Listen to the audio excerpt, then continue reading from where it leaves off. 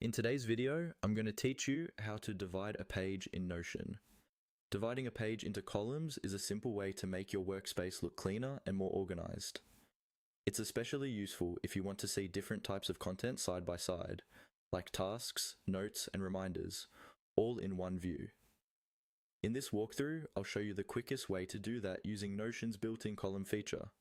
First, open the Notion page where you want to create columns. You can use an existing page or start from a blank one. The process is exactly the same. Click into the page so that your text cursor is active. You should be able to see the blinking cursor on the line where you want to start your columns. This is important because Notion will create the columns right where your cursor is placed. Now, on that line, start typing the command for a column. As you type the /, Notion will bring up a small menu of commands and blocks. Keep typing column and you'll see options related to columns appear in the drop-down list beneath your cursor. This is Notion's quick command feature, which lets you insert different blocks without taking your hands off the keyboard. Once you see the column option in that menu, move your mouse over it or use the arrow keys to highlight it. Then select it by clicking or pressing Enter.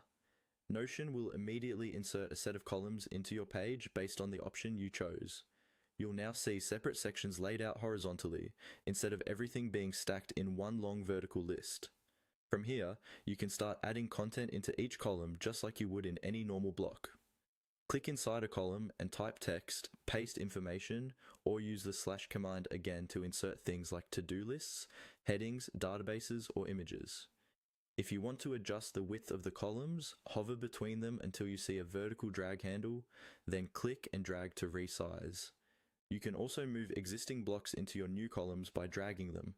Just click and hold the 6-dot handle to the left of any block, then drag it into a column until you see a blue highlight, and release. This lets you quickly rearrange your layout without having to recreate anything. And that's all you need to divide a page in Notion using the column command. Type / column, select the column option,